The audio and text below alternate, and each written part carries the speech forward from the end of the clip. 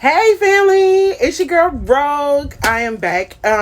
So today I want to show y'all how I keep up with my seeds and my seedlings. I have my handy dandy seedling binder.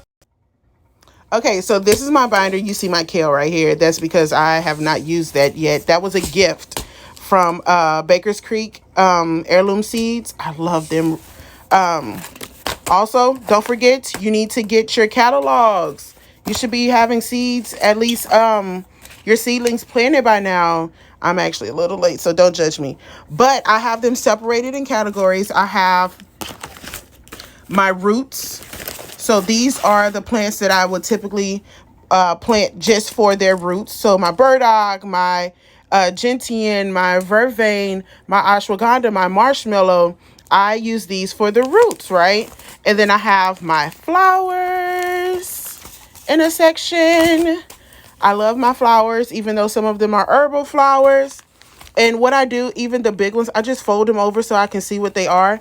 And if you look over here, sometimes when they call for wintering, I put a note there so that I know I need to start this 90 days earlier in the refrigerator before I put it into the ground.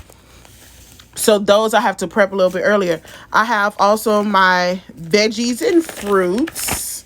This is, most people, this is their main section. And then I also have my herb section. Now, this is my baby. My herb section, I keep all of my herbs here.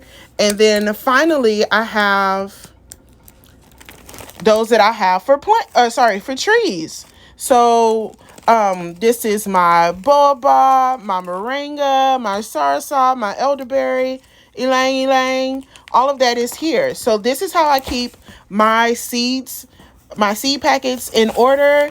Let me know how you do yours. If you have any questions, you can always hit me up in the comments. Because, your girl knows some of the things. Not all of the things, but some of the things. All right, bye, y'all. Love you, cousins.